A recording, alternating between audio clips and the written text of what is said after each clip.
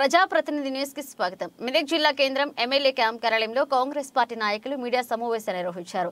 ఈ సందర్భంగా కాంగ్రెస్ నాయకుడు జీవన్ రావు మాట్లాడుతూ బీఆర్ఎస్ ముఖ్య కార్యకర్తల సమావేశంలో మామిళ్ల ఆంజనేయులు మాజీ మంత్రి మెప్పు కోసం స్థానిక ఎమ్మెల్యే మైనంపల్లి రోహిత్ రావు పైన అనుచిత వ్యాఖ్యలు చేయడం సరికాదన్నారు. వెంటనే బహిరంగ క్షమాపణ చెప్పాలని, లేదంటే బీఆర్ఎస్ నాయకులకు అక్కడ అడ్డుకుంటామన్నారు. ఈ కార్యక్రమంలో మండల సీనియర్ నాయకులు తదితరులు పాల్గొన్నారు.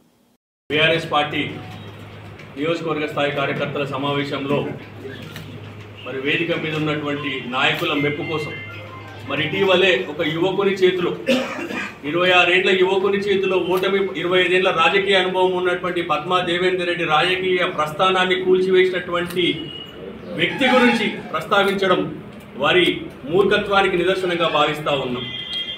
గెలిచి 3 నెలలు కాలేదు, ఇప్పటికి 3 సమావేశాలు పెట్టుకొని కేవలం స్థానిక ఎమ్మెల్యే గారి లక్ష్యంగా, వారికి వస్తున్నటువంటి ప్రజాదరణనే లక్ష్యంగా, ప్రజాదరణ వస్తుంది ఇక మాకు మనుగడ లేదు నియోజకవర్గంలోని ఒక ఉద్దేశంతో గత ఎన్నికల్లో అమ్ముడు పోయినటువంటి 3 నెలల కింద జరిగినటువంటి అసెంబ్లీ ఎన్నికల్లో అమ్ముడు పోయినటువంటి మామిళ్ల ఆంజనేయులు అనే ఒక పొలిటికల్ బ్రోకర్, ఆ పొలిటికల్ బ్రోకర్ డబ్బుకు అమ్ముడు పోయి ఓడిపోయినటువంటి పద్మా దేవేందర్ రెడ్డి దగ్గర బ్యాలెన్స్ డబ్బులు రికవరీ చేసుకోవడానికి హరీష్ రావు గారు ఏదైతే ఎన్నికల్లో గెలిపిస్తే నీకు ఇంత డబ్బు ఇస్తామని 50% డబ్బులు తీసుకొని బ్యాలెన్స్ 50% డబ్బులు రికవరీ కోసము ఈ రోజు పార్లమెంట్ నియోజకవర్గానికి ఒక బ్యూరోక్రాట్ అయినటువంటి వెంకటరామరెడ్డి టికెట్ ప్రకటించిన వెంటనే కనీసం ఈ వెంకటరామరెడ్డి దగ్గరనైనా మాకు డబ్బులు రికవరీ చేసుకోవచ్చని ఒక ఆలోచనతోని స్థాయికి మించి మా అభిమాన నాయకుడైనటువంటి హనుమంతరావు గారు, స్థానిక శాసనసభ్యులైనటువంటి రోహిత్ గారి మీద స్థాయికి మించినటువంటి విమర్శ చేయడము వారి మూర్ఖత్వానికి నిదర్శనంగా భావిస్తూ ఉన్నాం, వారి పొలిటికల్ బ్రోకర్కు నిదర్శనంగా భావిస్తూ ఉన్నాం.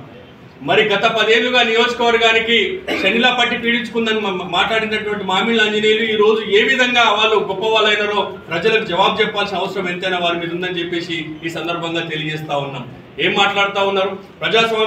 రాజకీయ విమర్శ అనేది ప్రజాస్వామ్యబద్ధంగా ఉండాలి, కానీ ఈ రోజు ప్రజలు అసహించుకునే విధంగా ఉండకూడదని చెప్పేసి విజ్ఞప్తి చేస్తా ఉన్నాం.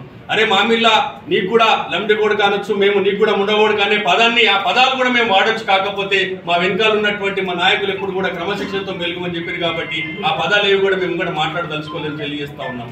ఈ రోజు రోహిత్ గారికి నియోజకవర్గంలో వస్తున్నటువంటి ఆదరాభిమానాలు చూసి ఓర్వలేక ఇక మాకు భవిష్యత్తు ఇక్కడ శూన్యంగా ఉందని చెప్పేసి 2 నియోజకవర్గాల నాయకులు పనిచేసినా కానీ కూడా ఇక్కడ రోహిత్ రావు గారిని మేము ఓడించలేకపోయామని ఒక రాజకీయ కక్షతోని దురుద్దేశంతో ఇటువంటి వ్యాఖ్యలు మాట్లాడడం కూడా సమంజసం కాదని తెలియజేస్తా ఉన్నాం. మరి ఇటీవలే తాజాగా మాజీ మంత్రి అయినటువంటి హరీష్ రావు గారు వారి వేదిక మీదగా ఇటువంటి మాటలు మాట్లాడటము, వాటిని సమర్థించడం కూడా నిజంగా కూడా మేము సిగ్గుపడతా ఉన్నాం. గడిచిన 10 ఏళ్లుగా మీరు అధికారాన్ని చేపట్టి మంత్రి హోదాలో రకరకాలైనటువంటి పదవులలో ఉండి ఈ విధమైనటువంటి వ్యక్తులను, ఈ విధమైనటువంటి భాషను మీరు ప్రోత్సహించడం కూడా మేము సిగ్గుపడతా ఉన్నాం. ఇన్ని రోజులు మీ జిల్లాలో మీ నాయకత్వం కింద పనిచేసినందుకు కూడా మేము సిగ్గుమాలిన చర్యగా భావిస్తా ఉన్నాం. మరి పద్మా దేవేందర్ రెడ్డి గారు ముఖ్యంగా చూసుకున్నట్టయితే, అమ్మ మరి ఈ రోజు పద్మక్క మరి మిమ్మల్ని గతంలో విమర్శించినటువంటి వ్యక్తి ఈరోజు అదే వేదిక నుంచి ఇక్కడ విమర్శించడం జరుగుతూ ఉన్నది. ఏ విధంగా మీరు ఆ వ్యక్తిని మీరు ఆదరిస్తూ ఉన్నారు? మరి ఎందుకు మీరు ఆ వ్యక్తిని మీరు ఆదరిస్తూ ఉన్నారు? మరి ఇలా మామిళ్ల ఆంజనేయులకు మేము ఒకటే హెచ్చరికలు జారీ చేస్తా ఉన్నాం. పద్మా దేవేందర్ రెడ్డి దగ్గర పుష్కర కాలం